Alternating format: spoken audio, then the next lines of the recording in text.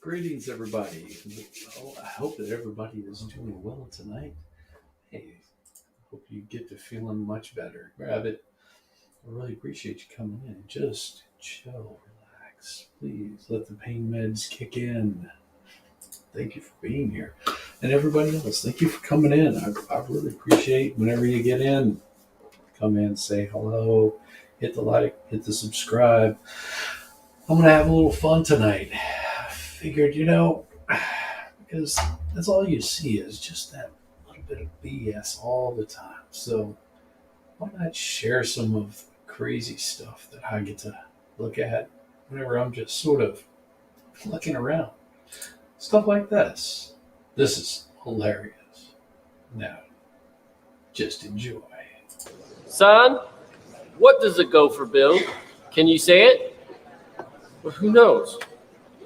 A really rich doctor said you were a bummer. And I think you don't know algebra. No, we're talking science, bud. The science of what? Is that a tiger? One of your friends promised me I could flick you in your face. Absolutely, you may not do that. Hit him in his cringy smirk for real. Say any cereal name. Cinnamon Toast Crunch. You're like people in the 12th century. Why'd you say it like that? You're a formulated pickle popper. He's a storm cloud. I don't like you, dude. And there's a tiger. That's it. You two guys sent the tiger. I did not me. What? I mean, tiger? That's. That is reprehensible. Okay, yeah. Okay, Brad? I'm a horrible person. Brad, I'll report you to Nadine. I just want your leg bones to be okay.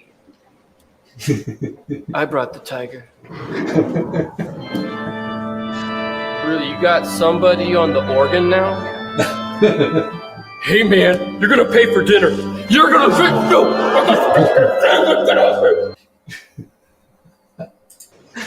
Oh, I couldn't help it. I couldn't help it. I had my mic is so far away. Oh man, that was just hilarious. Oh, that made my day when I saw that. I've got other ones. Like, I don't know how many of you have actually ever seen Steve Inman, but if you ever get a chance, go check out Steve Inman. He is by far the funnest guy. I think he does his stuff on Rumble. I know he does his stuff on Rumble. I'm not sure if he does it on YouTube, but it's funny because he's Asian, and I think he said he is Chinese, and somebody was giving him a hard time, and he just was like, "Dude, I'm Chinese. I just have I have a voice for this." Well, let me show you. This is good. You'll at least get a little bit of humor out of him, but I would suggest going to check him out. Oh, here we go. This is Steve Inman. Family, and the license plate is 13260C2. Apparently a little road rage is happening before our very eyes. Two families in two different vehicles, and now these guys are coming out. This woman, man, person, place, or thing, you just never know nowadays. And you can see they're ready to throw down, coming up all hardcore, like they've watched too many gangster movies, and now they're about to get a dose of reality. Able to control her, man, like no issue. You can tell he's a beta male, and you can see this man's about to hop out of the vehicle, and he said, "What'd you say?" And now it looks like they're going to get what they wish for. Coming up all hardcore. About to get humbled and crumbled, and booyah. Now begins a family royal rumble. looking for trouble in all the wrong places. It appears it's about to go down. The royal family rumbles. He grabs her by the hair and says, "You get your ass back here. You're not going anywhere." He's like, "Okay," and then booyah, punches him right to the dome. What happened to that tough guy we saw earlier, now asking for a way out? He's like, "Leave my wife alone." And it's like, Oh, come on. This is good. This is good. "Oh, you're the one who got out of the car in the first place. Now you're going to suffer the repercussions, or quite possibly get a couple of concussions," as she grabs her hockey style and about to give her a couple last-minute punishments, a couple of doggy bags, a couple of receipts for her efforts, sends her on her way shirtless. My God, this is just disturbing as hell. Kind of reminiscent of the zoo. It looks like we're in the elephant section.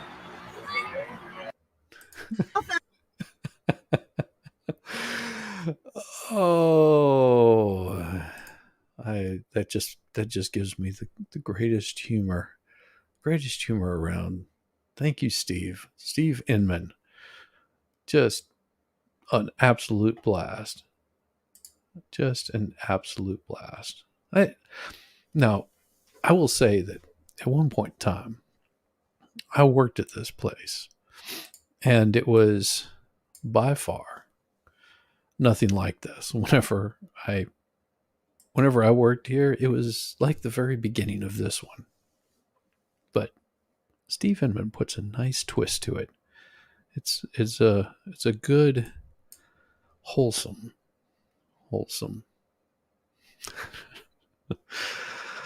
a good wholesome thing. Give me just a second. Pull this up. Gotta have my humor. Really gotta have my humor for this. Let me see. Where is it? Here we go. Okay. One more from Steve Inman, and then I will get on with the Twitter files, part 15. With my mic, it's in a odd position here. All right, so let's bring this out. So Waffle House. Now, I worked at a Waffle House, and almost all of them looked like this whenever I worked at the Waffle House. They've changed it up quite a bit.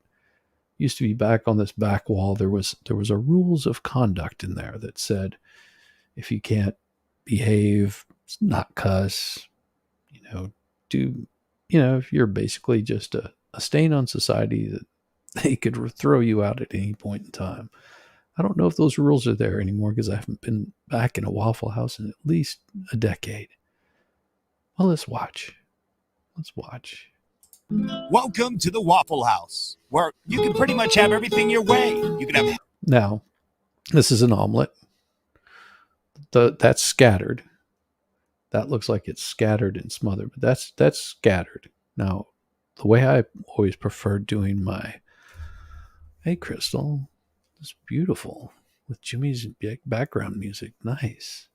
So we my favorite was to do the hash browns in the ring and then cover them like that. But this is pretty much how it was set up. Hash browns will make your egg. Of course, that's scrambled eggs.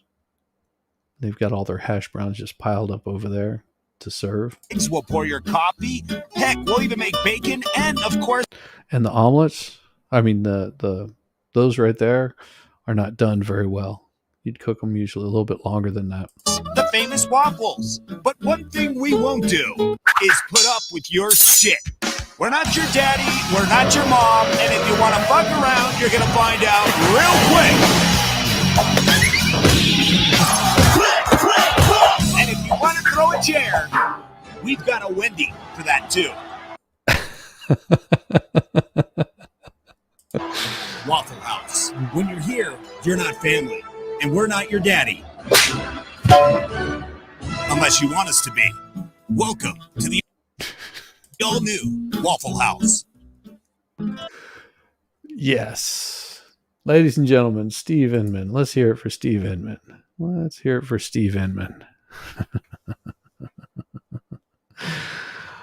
Oh, yes. I'm so glad you're awake, Crystal. So glad that you're awake.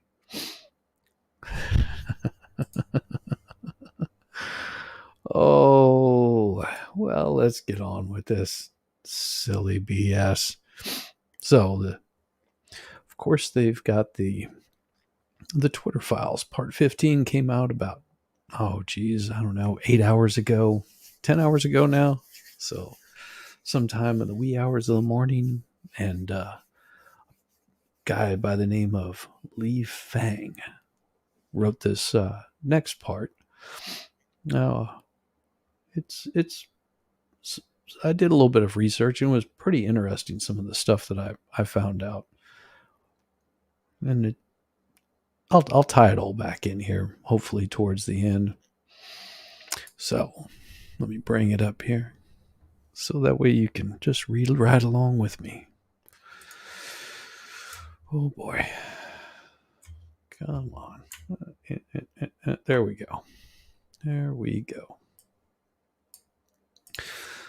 So, the new piece from the Twitter files. Dun, dun, dun.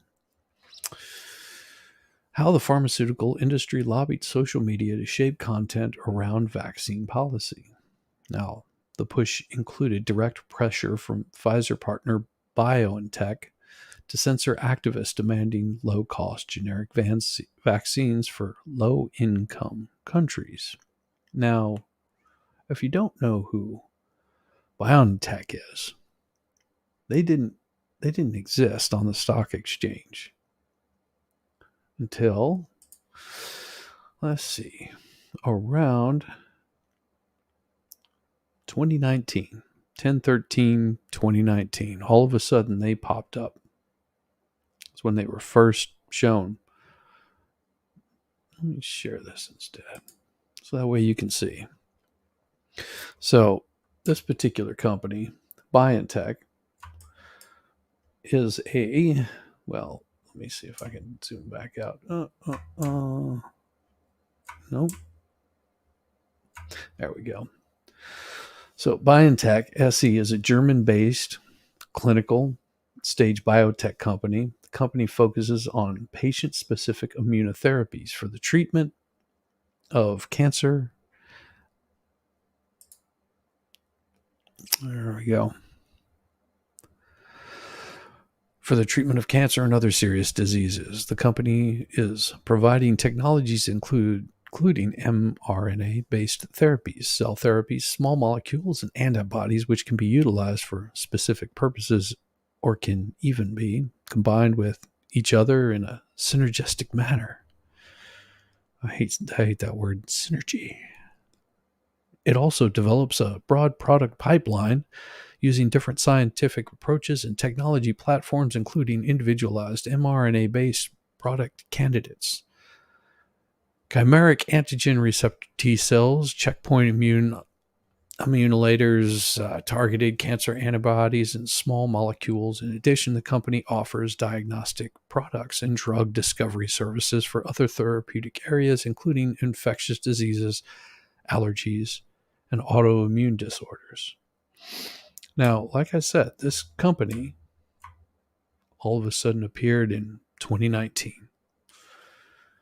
Nothing really was going on with them until all of a sudden, right there in 2020, July of 2020, they got a nice little boost. Now, if you would have bought in at this company, whenever you first bought in, just think about this. That would have been $13.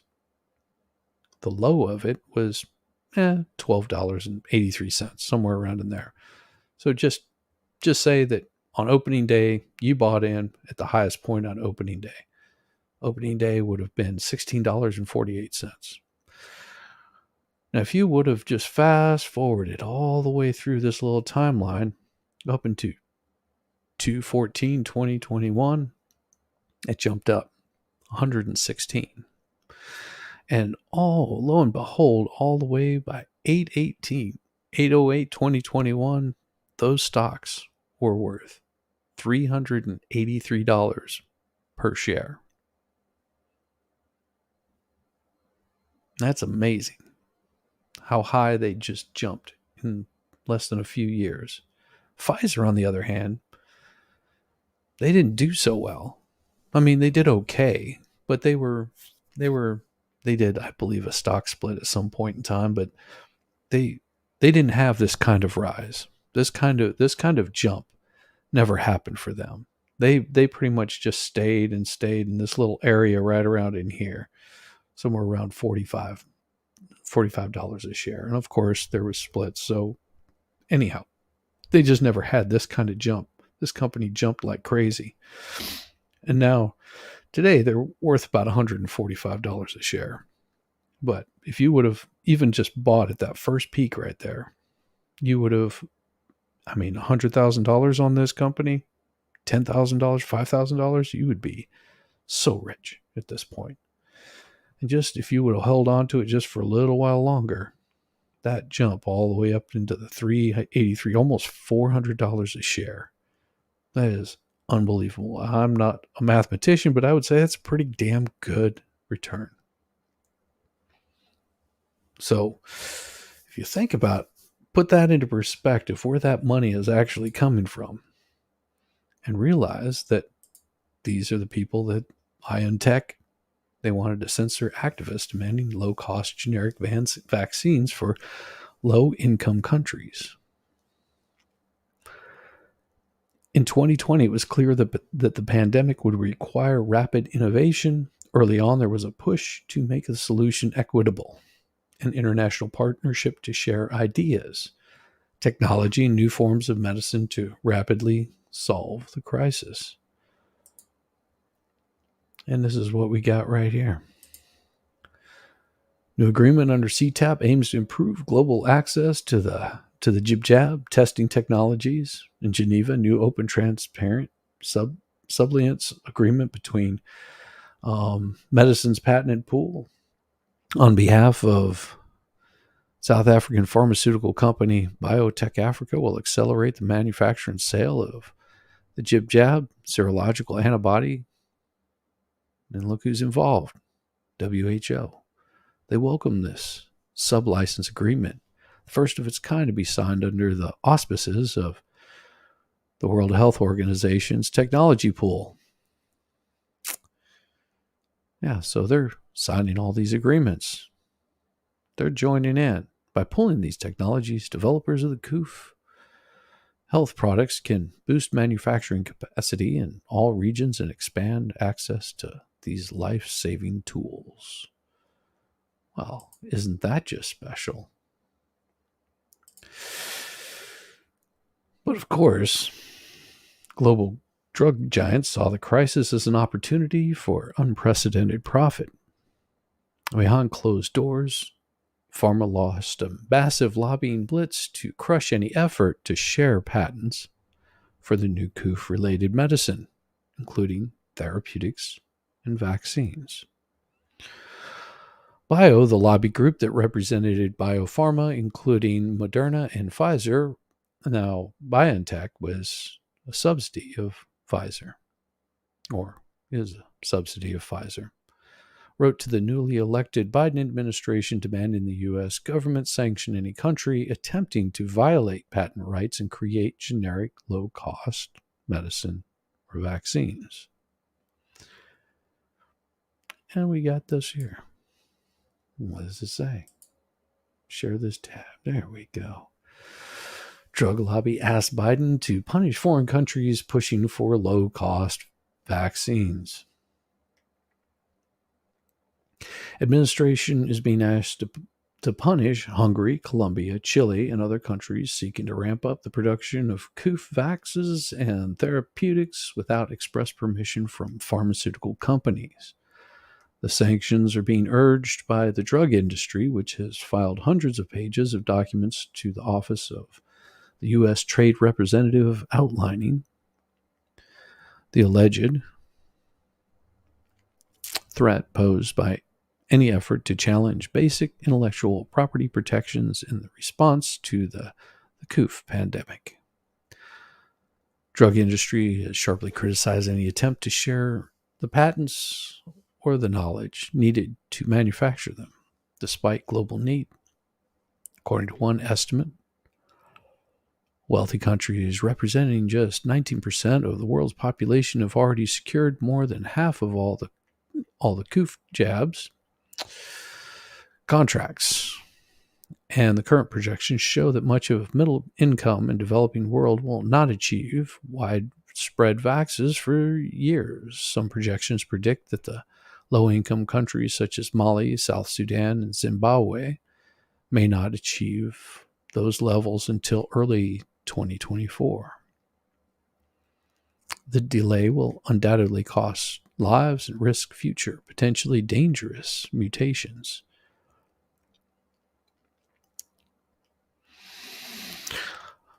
Of the virus. The AstraZeneca Oxford Vax initial test showed it is far less effective against the COV variant that rapidly spread through South Africa. For example, a prolonged pandemic will also threaten to extend and exacerbate the global economic downturn. And it goes on. Latest filings. They're basically saying, they're trying to call them out. Like, give us some help, hook a hoe up. And if you care to read this, it's right there. You can pull up that particular article and give it a view yourself. So, how does Twitter get involved in this? Well, of course, Fang writes. That brings us to Twitter. The global lobbying blitz included direct pressure on social media. BioNTech, which developed Pfizer's vaccine, reached out to Twitter to request that Twitter directly censor users tweeting at them and asking for low-cost generic jabs. Of course, it's in... I don't know if I can translate it. Nope, can't translate this. But it's basically in German. I don't know how to read German, but I'm sure that someone does. It's amazing. Amazing. So Twitter's reps responded quickly to the pharma request, which was also backed by the German government. A lobbyist in Europe asked the content moderation team to monitor the accounts of Pfizer, AstraZeneca, and of course, hashtags like people's jab. Hey, good morning, Andrea. Pleasure to see you. And Rabbit is just sort of listening in the background and just relaxing a little bit.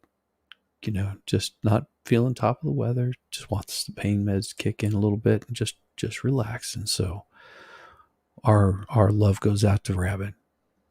Rabbit needs to get to feeling much better. We like rabbits. So, of course, this is from Nina.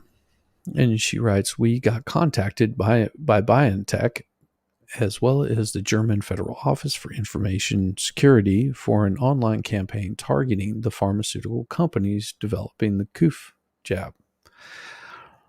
It's announced for tomorrow, Monday, 14th December, starting at 9 a.m. Expected hashtags include hashtag join CTAP and hashtag people's jab. Could you support us and have an eye on the relevant hashtags in the following accounts? And there's the accounts: BioNTech, Pfizer, I think that's Denmark, Moderna, Texas, AstraZeneca. The authorities are warning about serious consequences of the action, posed in a flood of comments that may violate terms of service, as well as the takeover of user accounts are to be expected, especially the personal accounts of the management of the jab manufacturers are said to be targeted. According to fake accounts could also be set up. The German authorities would also refer to the source amongst others. It's a permissible campaign under which users may send an auto-populated tweet, and they have a link to it there. Please let us know if there are any questions. Thank you very much, Nina. So the potential fake accounts that Twitter monitored for protesting Pfizer these were real people. Here's one Twigger tag team flagged for potential terms of use violations. I talked to Terry, a 74-year-old retired bricklayer in the UK, on the phone. And this is what he says. Miss out, all the jab, all that, and just damn.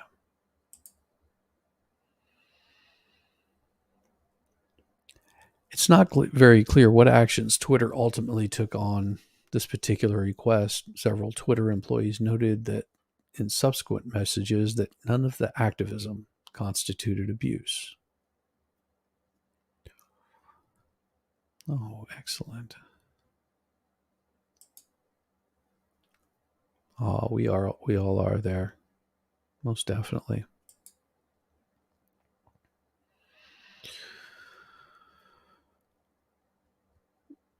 But the company continued monitoring these tweets. In a separate push, Moderna's lobbying group, Bio, fully funded a special content moderation campaign designed by a contractor called Public Good Projects, which worked with Twitter to set content moderation rules around the COOF misinformation. Number 10. Bio provided $1,275,000 to the campaign, which part of which is revealed through tax forms. The PGP campaign, called Stronger, helped Twitter create content moderation bots, select which public health accounts got verification, helped crowdsource content takedowns. As you can see here.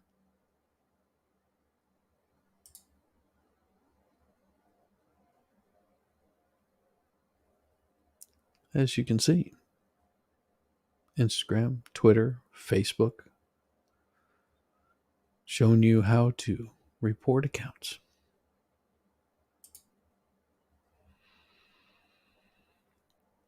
I'm surprised it didn't have the tubes in there. Oh, definitely. You're welcome, Rabbit.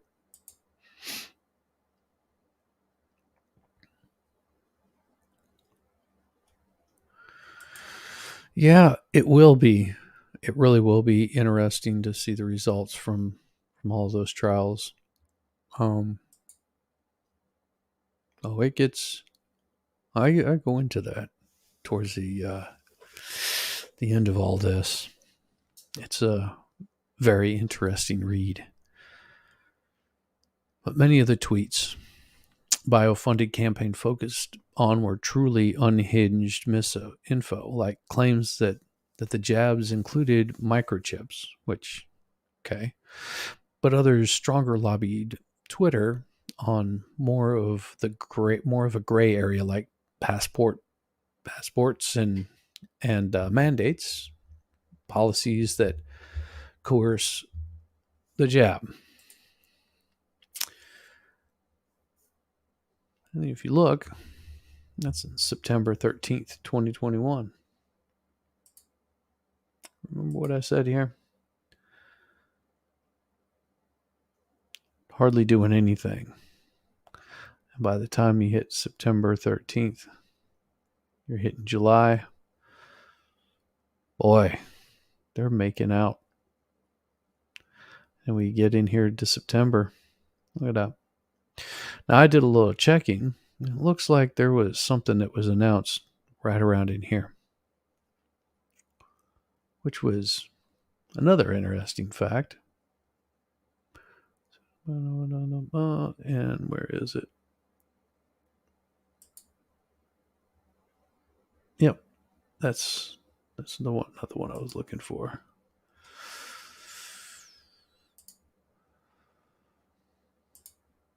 But doing a little research, found that there was a pretty big announcement about the time that it was getting ready to, right before its big spike, which took about a month to go, $200, go up about $100 to $200 in value.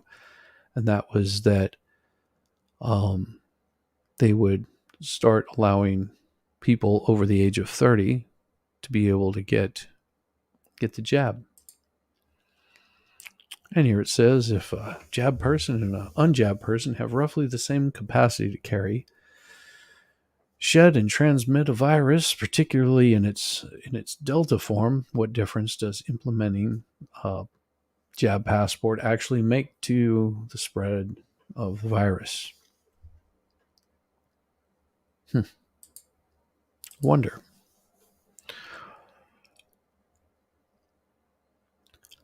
Part 12.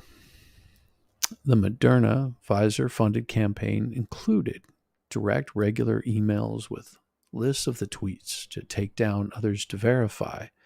Here's an example of those types of emails that went straight to Twitter's lobbyists and content moderators. Many focused on Zero Hedge, which was, of course, suspended. Hi all. Please see attached for this week's misinfo report along with our batch verification request. This week we saw people opposed to vaccines are capitalizing on the New York Times article about the CDC withholding the jab information. The articles do not contain misinformation themselves, but are being used in the news to further the CDC, prove the CDC is untrustworthy. Another heavily trending article details a German health insurance company official who says their reports of healthcare visits for the jab side effects do not match official reports of adverse events in the official reports that may be severely undercounted.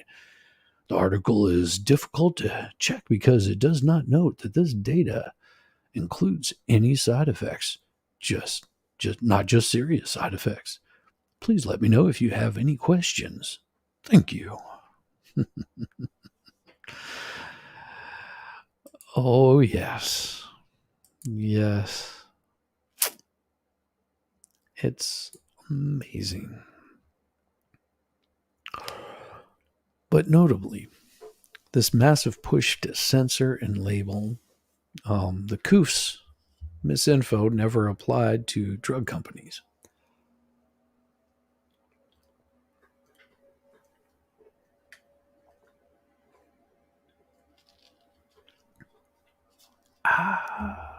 Straight up water. Feels a little better. Never applied to the drug companies. When Big Pharma wildly exaggerated the risks of creating low-cost generic jabs, Stronger did nothing. The rules applied only to critics of the industry. The biopharma sector employs more than 900,000 workers and supports 4.4 million U.S. jobs. These jobs would be at risk if the TRIPS waiver is extended to the COOF treatments. Read more about the real consequences of waiving commitments to protect IP. So here's my report piece with more detail. I was given some access to Twitter emails. I signed and agreed to nothing. Twitter had no input into anything I did or wrote. The searches were carried out by a Twitter attorney, so what I saw could be limited. And here's where I bring this information up, because this happened on January 14th, just a couple of days ago.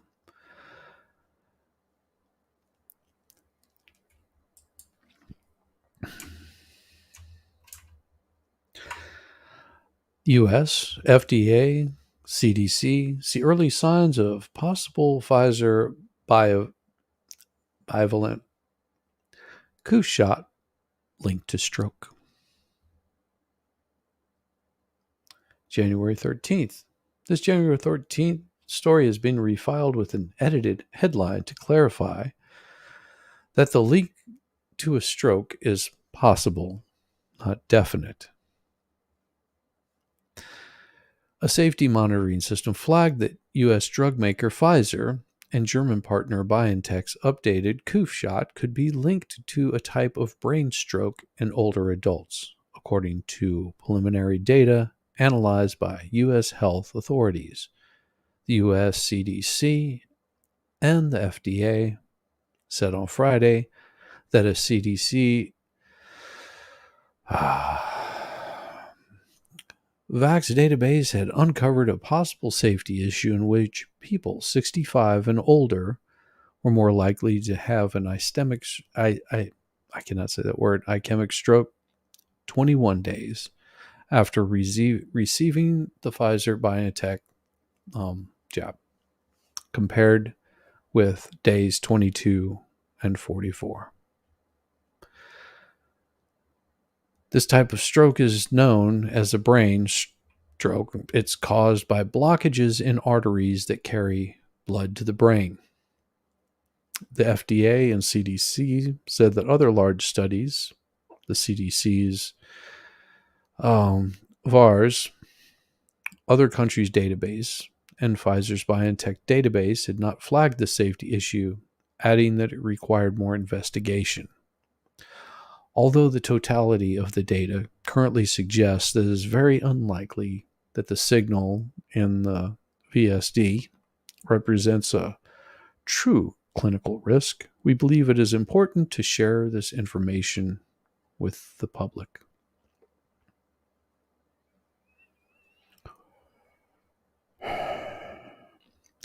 Pfizer and BioNTech said in a statement that they have been made aware of limited reports of these strokes in people 65 and older following jabs with their updated jab. Neither Pfizer nor BioNTech nor CDC or FDA have observed similar findings across numerous other monitoring systems in the US and globally. There is no evidence to conclude that this type of stroke is associated with the use of companies' COOF jabs.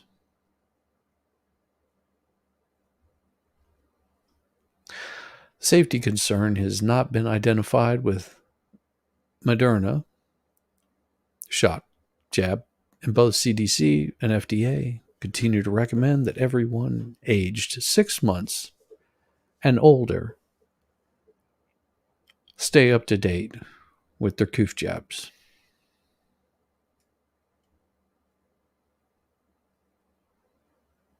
I'm just going to leave that there. 6 months and older.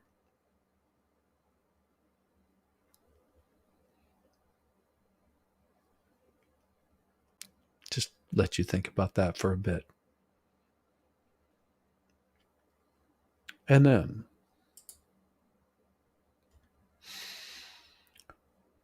I'll share this as a link in my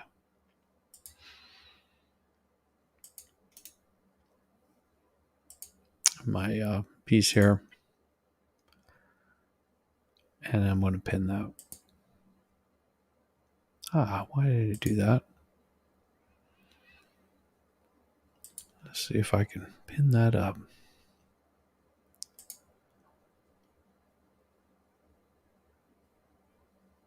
No, I'm not going to do that there. But that's where you can read this little bit of information here. And it's by Fang.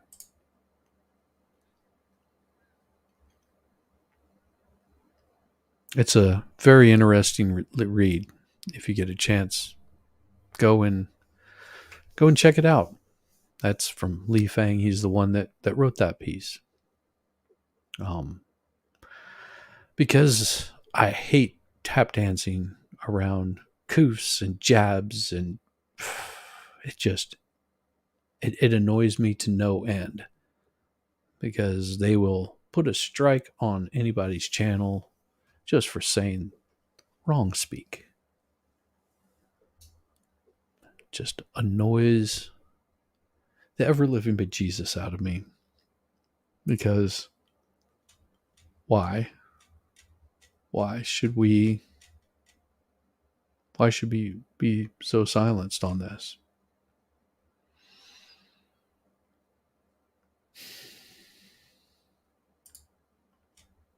Whenever we're just trying to get to the bottom of it. If there's no serious discussion around this, it turns turns ugly. It can turn really, really ugly.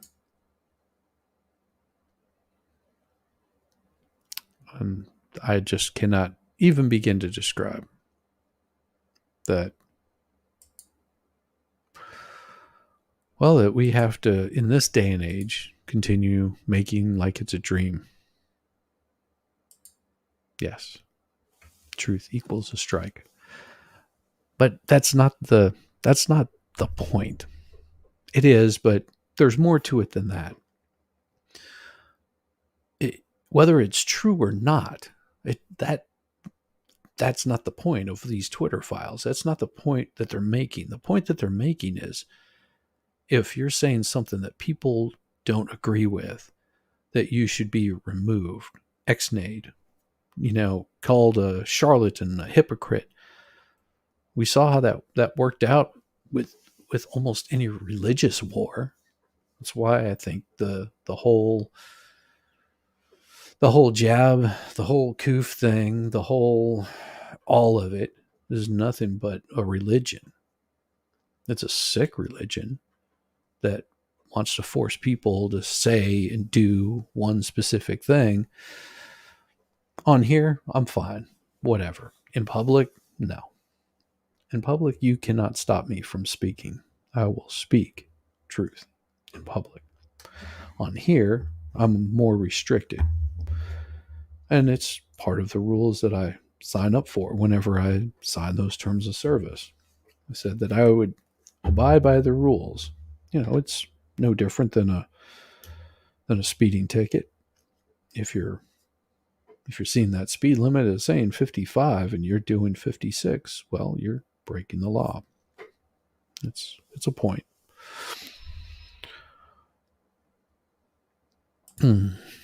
Reporter for Fox Oz did a great piece on this and traced this back to early September 2019. Oh, yeah. Show the world just how sheep-like the population are. Absolutely. Now, back in, what was it? Because I went to go work for my wife at the very beginning of 2019. I believe is what it was. Or was it 2020? I forget. But everything got locked down. And the year prior to that, I heard, let's see, stepfather worked at the time, was in the middle of retiring for NIOSH. If you don't know what NIOSH is, it's part of the CDC that handles, the infectious disease portions of that. And his job was just basically to help get grants passed for research, because the CDC distributes grants on a regular basis, and helping people get their applications in for doing research and all that kind of stuff. So, and his specialty was in like venereal diseases, just sort of tracing those kind of things, whenever he was actually working as a doctor in that level, or researcher, whatever. And he moved on to the point where he was, he'd been there for quite some time and was basically just taking care of working up grants and things like that.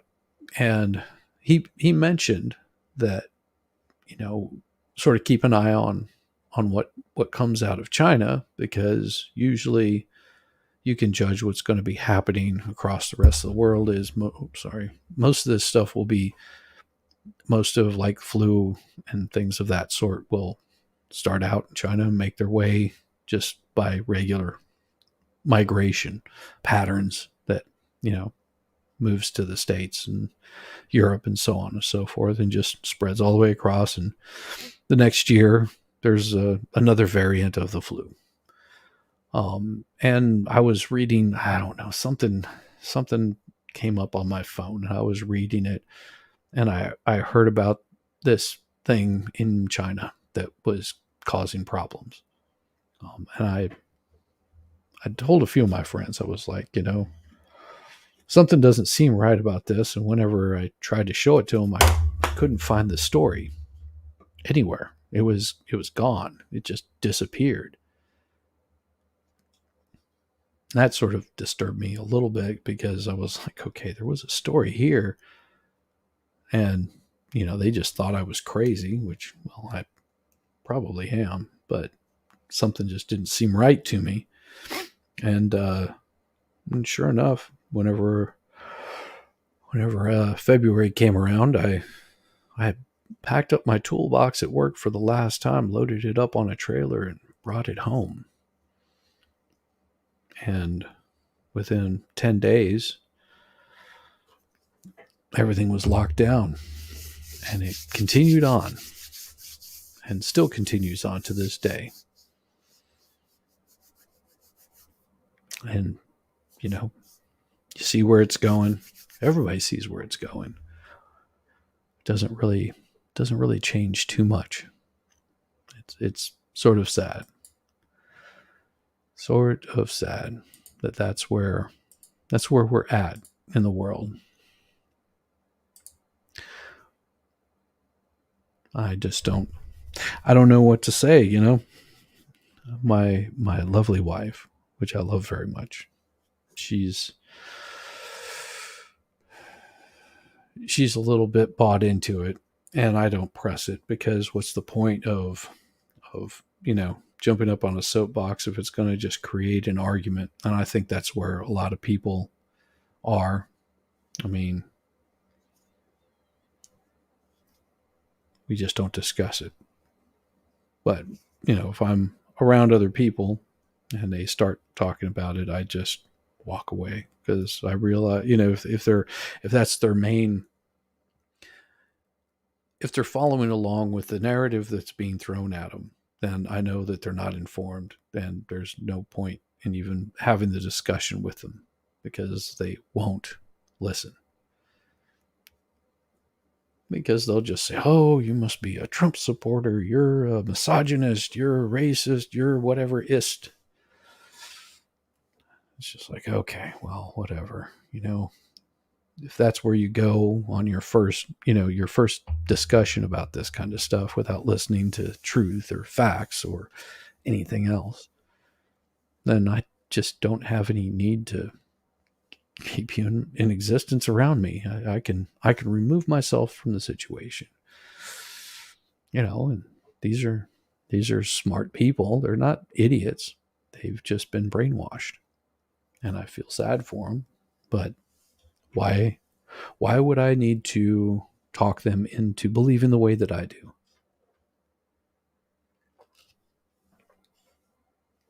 I never understood that. I don't need to force somebody into my way of belief.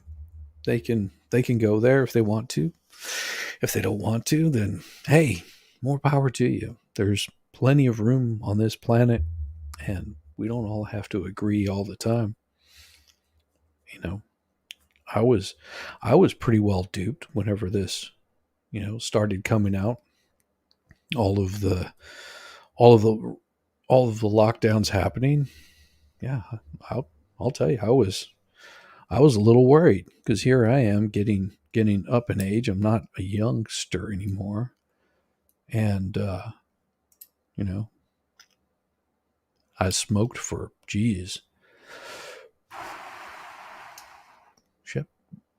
almost 20 years of smoking. So I was a little concerned. Had to do for the VA hospital use.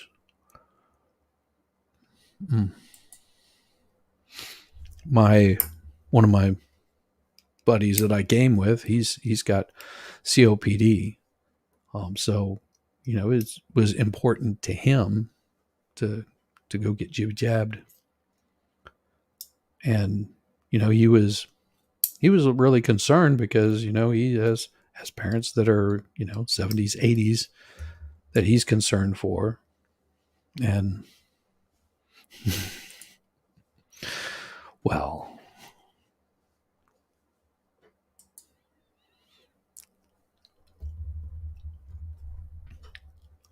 I was concerned for him. I was concerned for my wife. My wife wanted to still travel. And after doing some research, I said, well, guess what? You can't go there. because you're coming from a country that they don't like, that they consider to be high risk. So you can kiss that idea of going out of country. So most people in my area, Darwin, yeah, still smoking 70. Ooh, yeah. No, I quit smoking. I actually started vaping.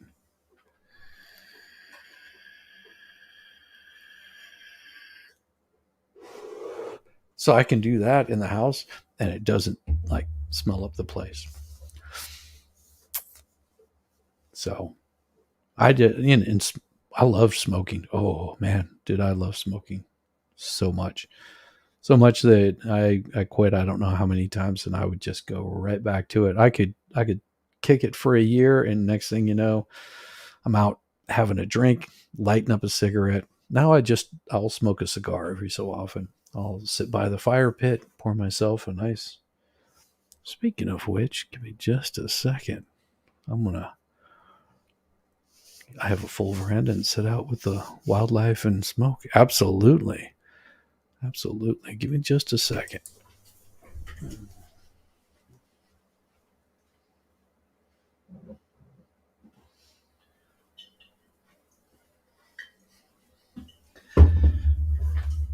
There we go. Let's bring this up. So, what I will do is I will sit back by the fire pit. I'll fire that thing up and get it just nice and hot. I mean, I might start early on in the afternoon. I will pour myself a nice glass of bourbon. And I say a healthy pour. This here is about 2 ounces. Okay. It's not a standard shot. Standard shot is, well, depending on what country you're in, it's 1 ounce. The United States is 1.5, and that's definitely not 1.5. Trust me. I've drank enough of those things at night to put me under the table. No, I'll sit out, light up a cigar, smoke a cigar. My wife absolutely hates the smell of cigars. I'm not too partial to them. There's certain flavors that I like.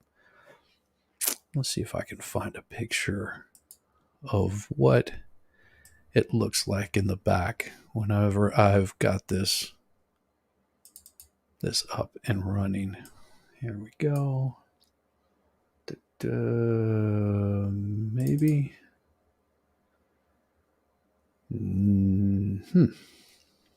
Yeah, this will work.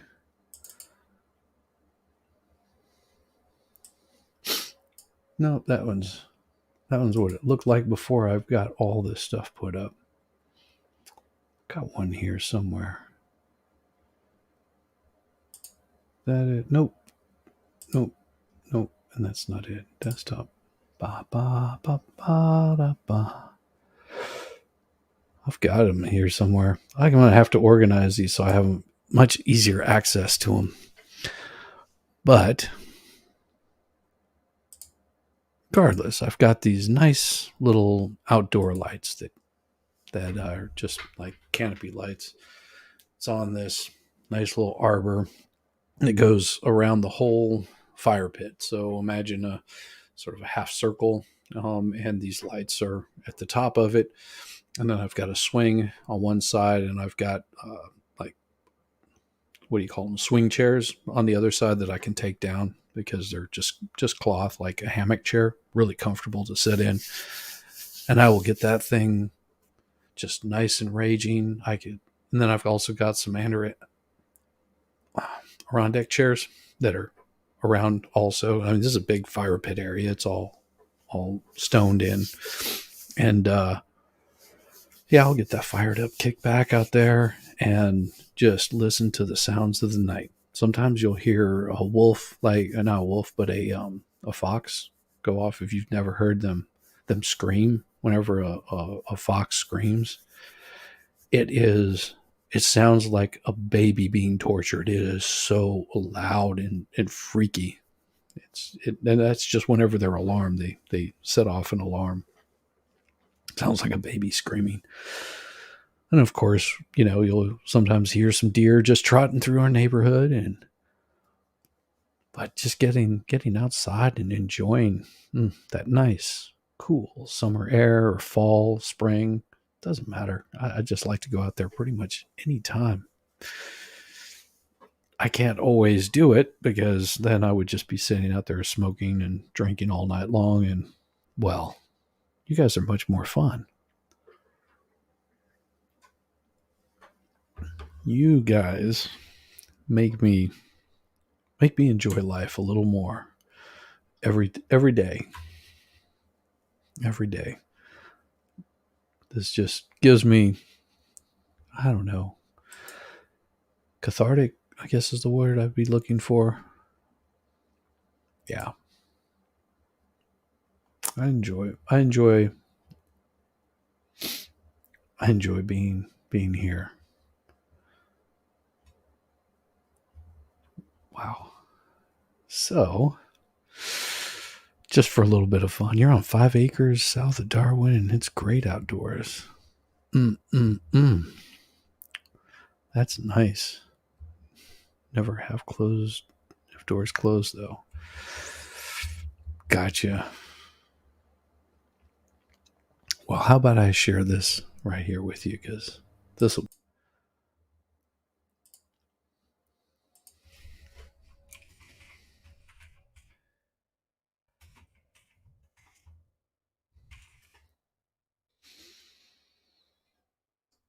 Whoa. Wow. So,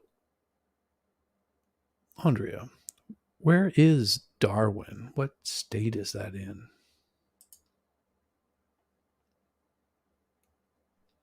Just curious. Because, I'm in Atlanta. I live in a I think it's 3/4 acre lot, something like that. Just a little bit over. No, it's a half acre lot. Yeah, half acre lot. But we get plenty of wildlife because it's not all on top of each other as much as like living in the city of Atlanta. Humpty Doo is the town, Northern Territory. Oh, Canada. Oh, Canada. That's cool. That's cool. Humpty Doo is the town. Do the Humpty Doo. Anyway, I better not sing because, well, I'm not that good of a singer. But 6.5 OZ. Oh, what is that? OZ. Is that Ontario? Australia. Oh, well, geez. That's got to be really nice. So if you're in Australia, then do you get the Northern Lights? Just curious. I've never been to Australia. That was one of the places we were going to go right before everything got locked down.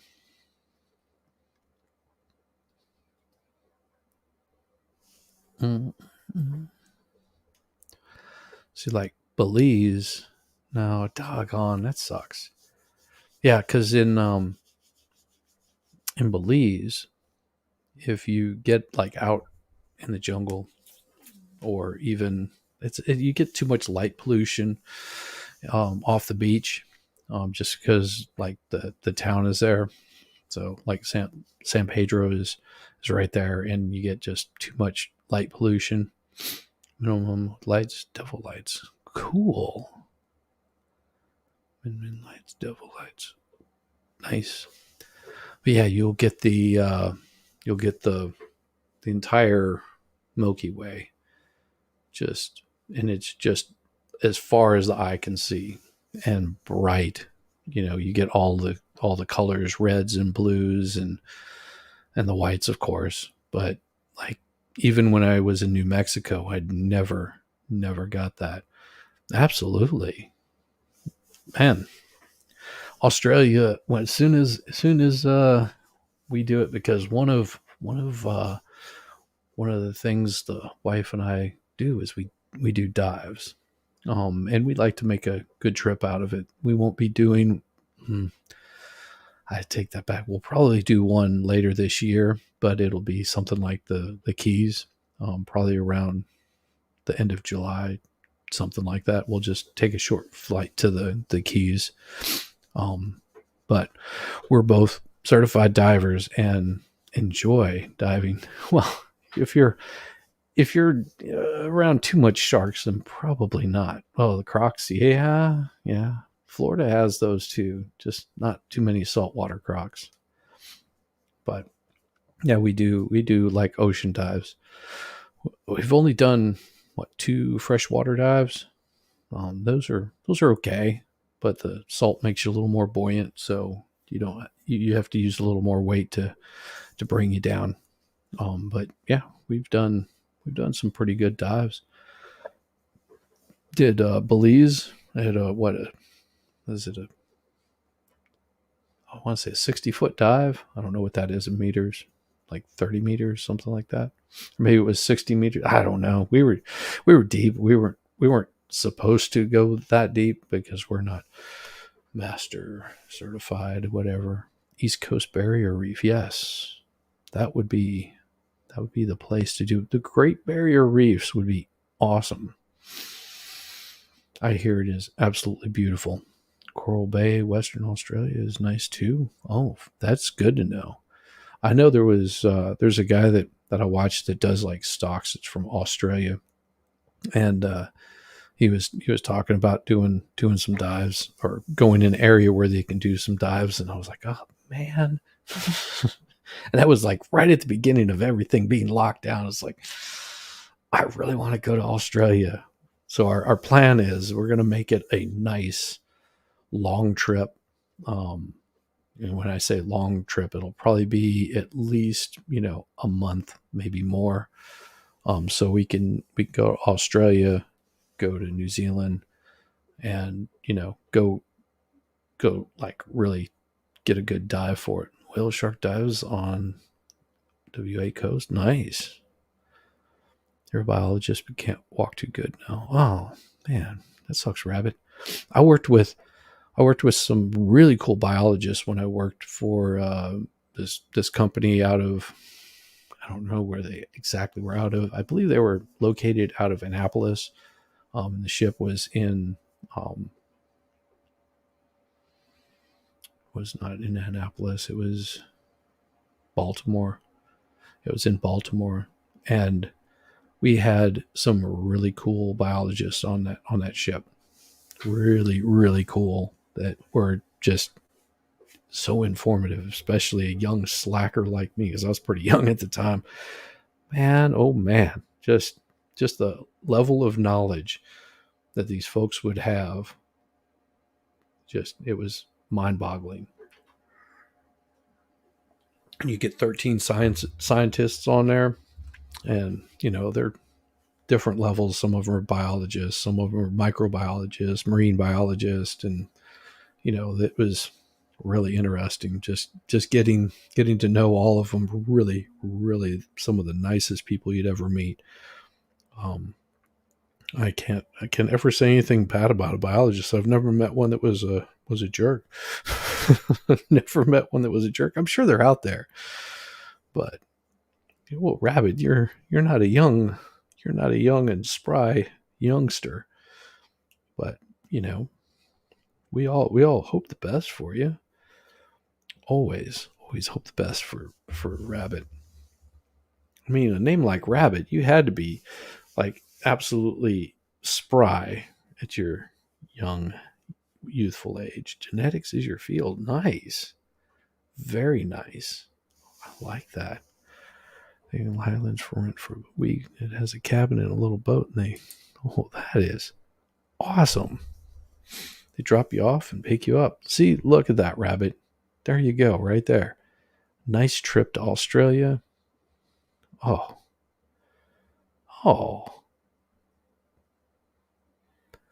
Rent that thing for 2 weeks, a little cabin, a little boat, drop you off, pick you up. You don't have to worry about doing any walking. You can just be on your own little island. That's pretty sweet. Nice. Genetics. So good. Me, I'm just someone that babbles on the internet. I'm silly, goofy, and you know, I don't know, nothing much more than that. Just silly and goofy. I would love to go visit your country there, Andrea. Is it Andrea or Andrea? That's pretty interesting because it can be said multiple different ways. Andrea, Andrea, Andrea. I don't know. That's a that's a really really nice name though. I like that. It's unique, very unique. My name isn't very unique. It's just Patrick. That's it. Just a Patrick. Some people call me Pat. We need more of you, Chizzy. So nice to have, just to have a laugh. Well, hey, if you're having fun, that's a good thing. I like people having fun. I like the laughs. I like when people, taunt, tease, and poke. Well, I'll tell you a really cool story. Mechanics are really, really horrible people towards each other. I mean, we're not horrible towards the customers because that's a little different, but towards each other, well, we're horrible. It would be a constant just playing practical jokes on each other. I've got pictures of one of my friends that had no hair. I mean, he just maybe had a little bit here and there on the sides, and we called him Chuck. It's not his name. We just called him Chuck. And Chuck had this little bit of a goofy overbite. He looked like Homer Simpson if Homer Simpson was a human.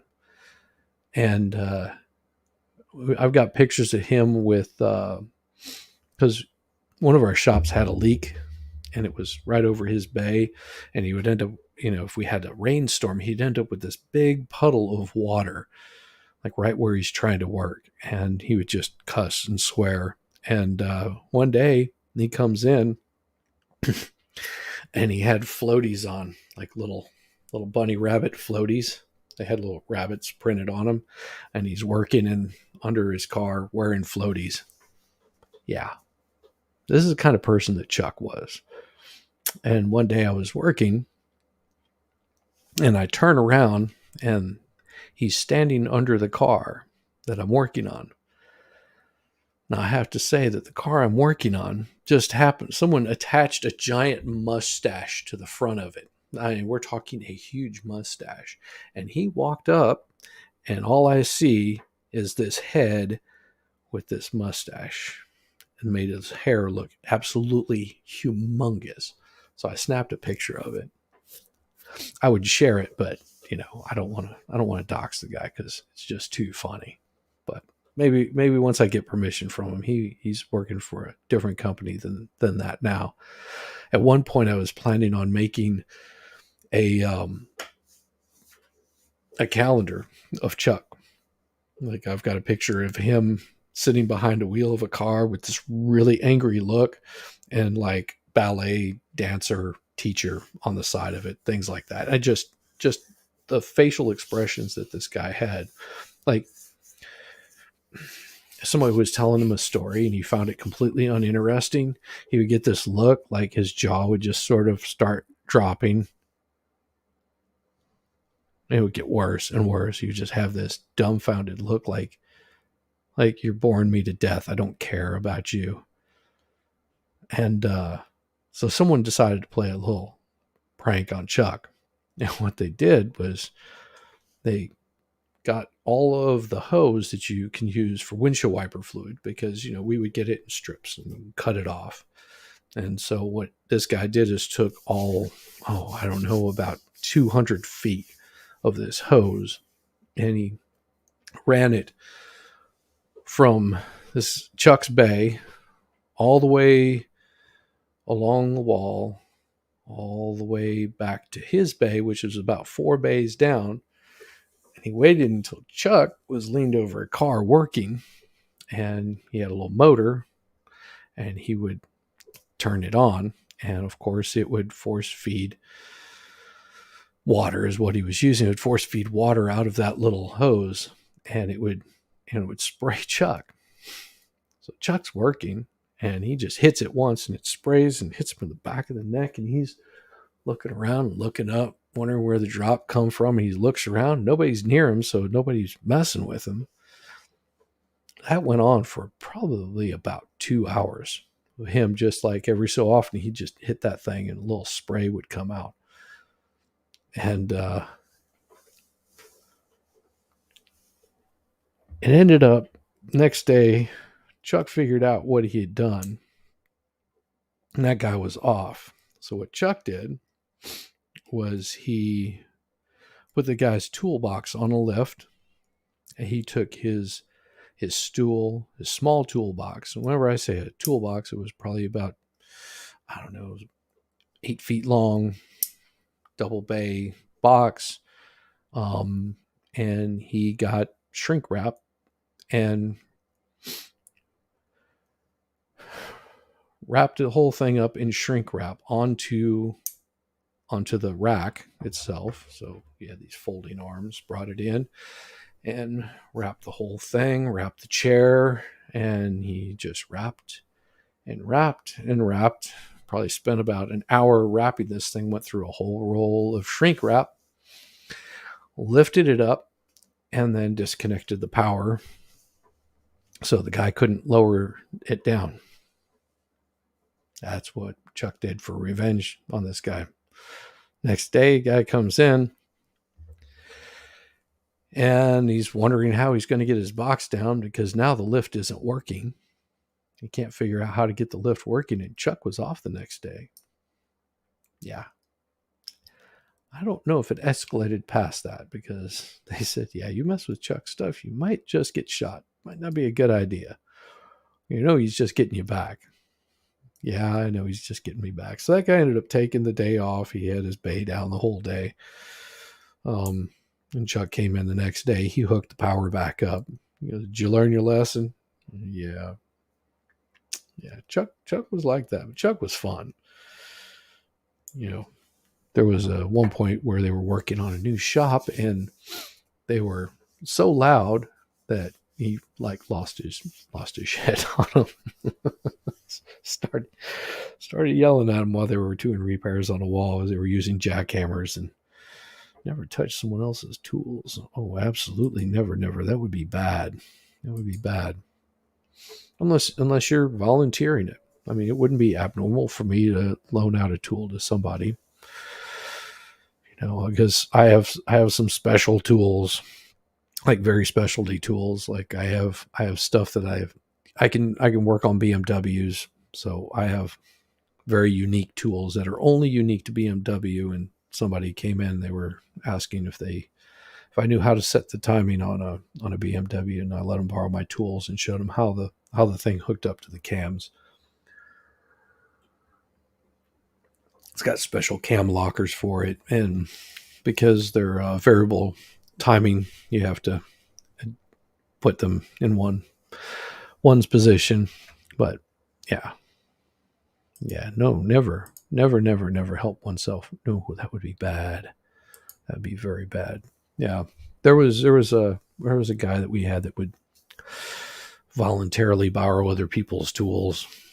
It didn't end up very well for him. Somebody ended up losing a tooth over that one. Yeah, we had some guys that did some time in prison in our shop. To tell you a really interesting story, like our shop foreman, he was what they call a super tech.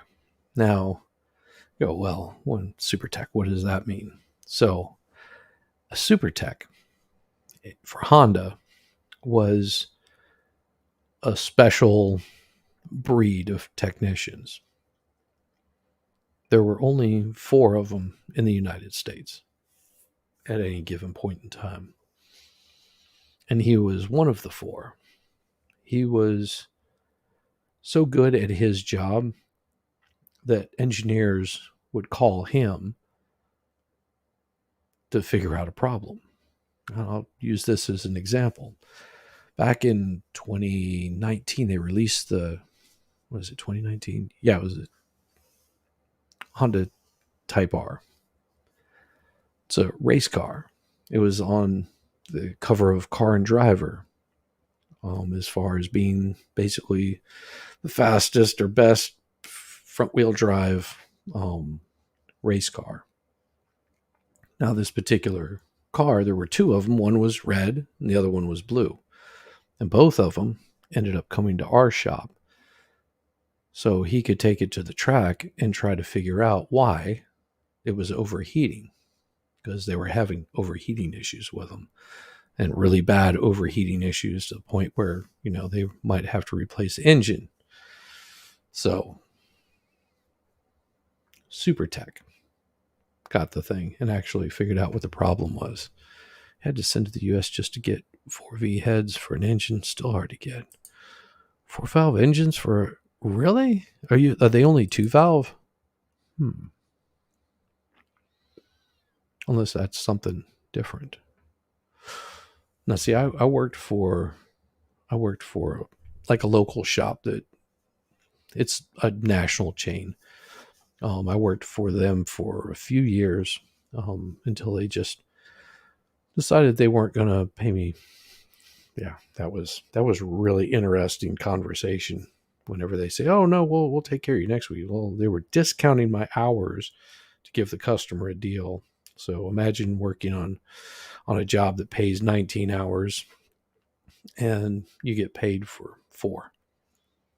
Yeah, that was the kind of stuff that did it. Closed chambers, open chambers, easy to get. Okay. So I left that company and I went to go work for Honda. Now, Honda, first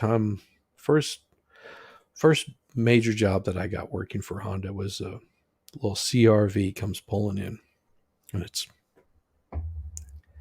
their complaint is it starts losing power. Just starts running rough, just idling like hell.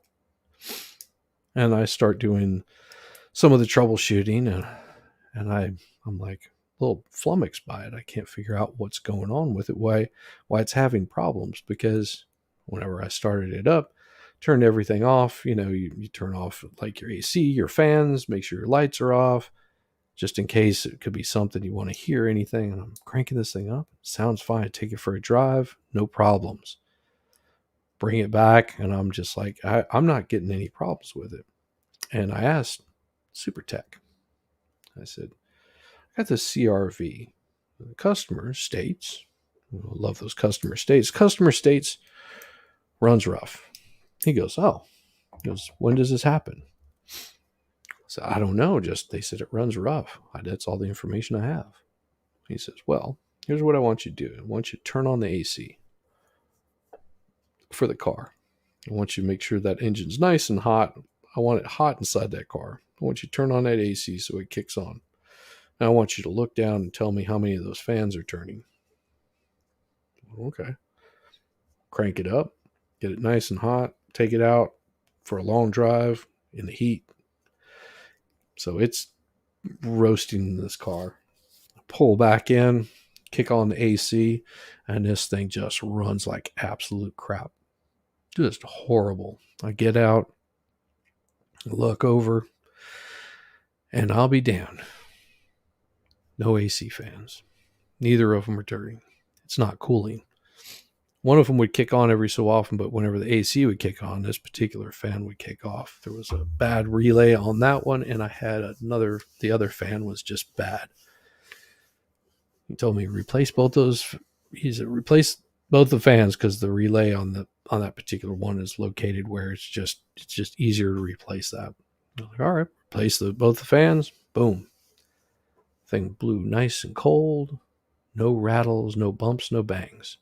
I asked him, so why would it cause it to do that?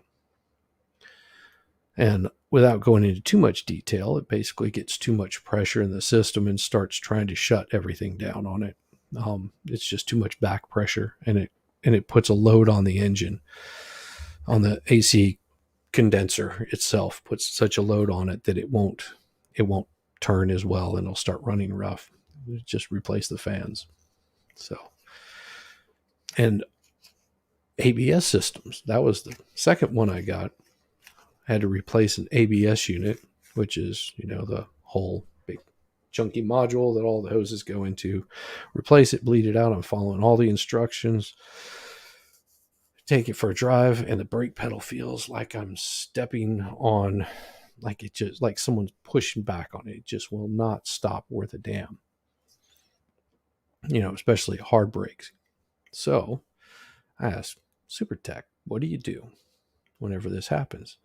He goes, oh, well, that's pretty simple. We'll do a reset on this. I already did that. He goes, well, let's take this thing to a nice gravel road. Gravel road, okay, that's interesting. Take it to a gravel road, and on one side, and you lock that thing up so it slides.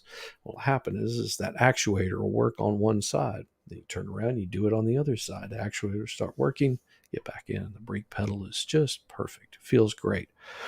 What it is, you have to get it to the actuator to actually actuate, start pumping fluid in there. Once it does that, you get a nice, easy braking system. It's all in the air that gets trapped in there. Not the air, but the fluid, and it just needs to operate. Once it operates, it'll work fine, no problem. And then you go back and you make sure that it's still bled out, so in case it worked any air into the system, you don't have it forcing down towards the bottom, which can cause problems because it'll get hot, blah blah blah. But yeah, that's all it was. Just took it right on the chin for that. But no, working for Honda, I learned quite a few things that I didn't know before. A lot of times, if I didn't know it, I wouldn't work on it. But working for Honda, yeah, I would strip. I got pictures like out the wazoo of entire engines stripped down to nothing but the pistons, where you're ripping those things out. And most of the time I would just do them in the car, just depending on the car. Like, what was it? The Honda Pilots and Odysseys had a problem with their V6 engines. Cylinder, what is it? 1, 2, 3, 4, 5, 6. Yeah, cylinder one.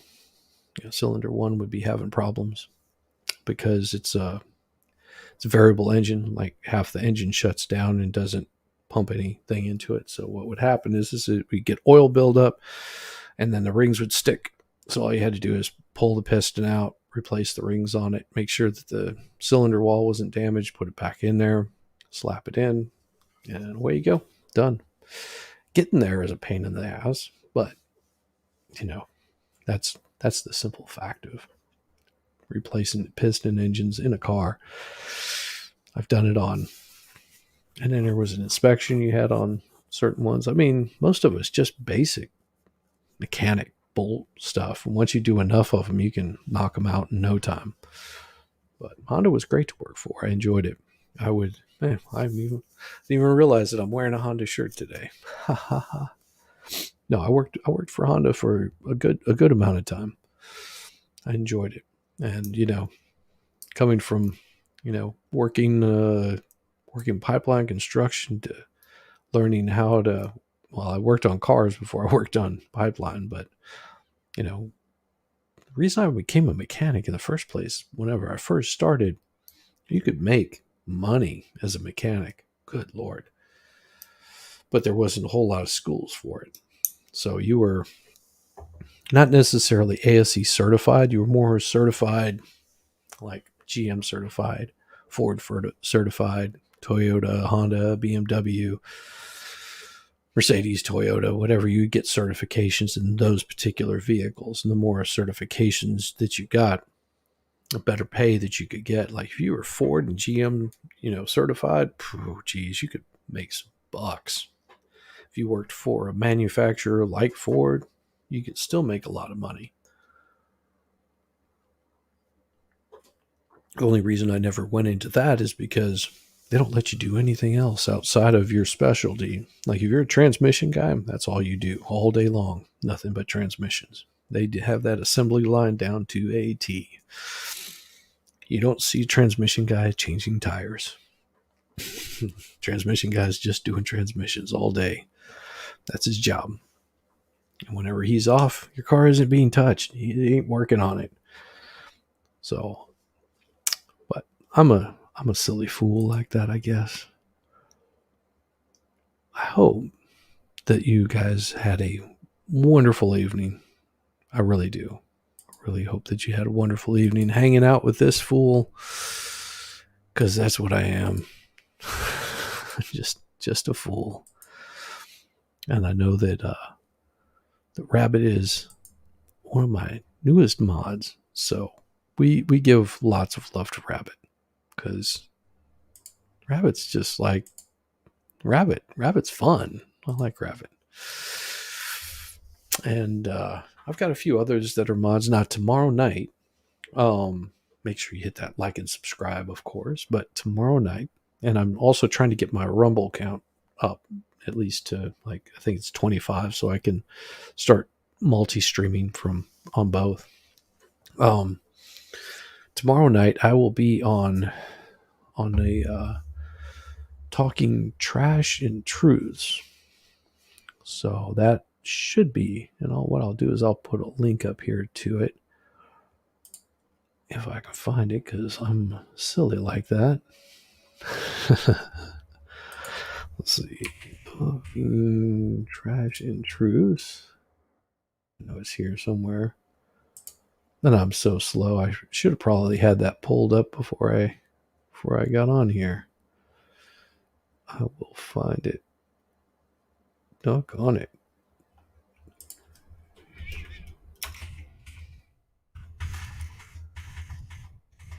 Is there talking truths and trash?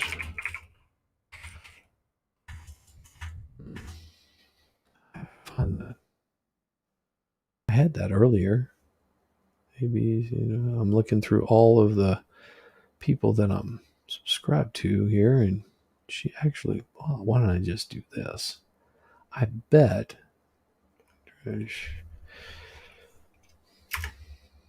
No, that's Tom and Friends.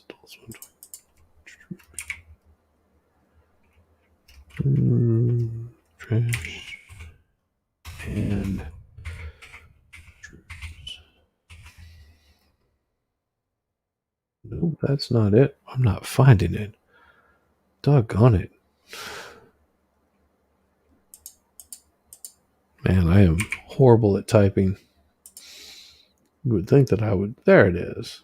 There we go. So, this is going to be on Tuesday. Copy that right there. And what I'm going to do is I'm going to get my correct chat up here and poll. And what does our poll say? Will the BS ever end? And it is 100% no. 100% no. So what I want to do is I'm going to post up here for everybody to see. And I'm going to pin this right here. And that right there is where I'm going to be tomorrow. Around 7 o'clock is whenever her show starts. I'll try to be there on time. Sometimes I can be a little slack and not show up on time, but I'll try to be there on time and go and check her out, because it should be good. It should be good. So, talking trash and truths, the 3 T's, also known as Shelly. I believe that's her name. But I'm going to come in, give her a hard time. I'm just kidding. I'll be a very polite guest. She's been very gracious to invite me in, and I think that it'll be really good. But I don't want to be I don't want to be keeping you guys up all night, although I'll probably go and serve a couple of other folks and go check out their shows. It looks like Legal Mindset's got one going on. Boy, he's been on for a little bit, hasn't he? And Umbrella Guy just finished up his. So these are some of the folks that I enjoy just giving a little watch to. I can't watch everything all the time. Boy, I wish I could. If I had the time for that, it would be so much fun, because just getting the insight from some of these folks is just prime. And you got sometimes Meme Copium is on in the mornings. He wasn't on this morning. I was sort of looking forward to it, but man does need his rest. But thank you all. Really, thank you all, and make sure that hit the like, subscribe on your way out. If you're coming by and you're catching this at a later time, go over to Rumble, hit the Rumble button, just subscribe to it. Let's get it up over 25 so I can do a live stream on there, because Cool Frog said he would help me out with that. He's been very gracious to help me out with that, and until tomorrow, I won't be streaming tomorrow, so gotta give Rabbit a night off. I won't be streaming tomorrow. I'll be on with Talking Trash and Truce, and I don't know how long it'll go. I'll be there as long as she wants to hang out, or until one of us gets tired and taps out. And I think it'll be fun. We'll have a good time. So come by and check that out. But until then, you guys have a wonderful evening. And I think that you're just great. I appreciate it. Have a good evening.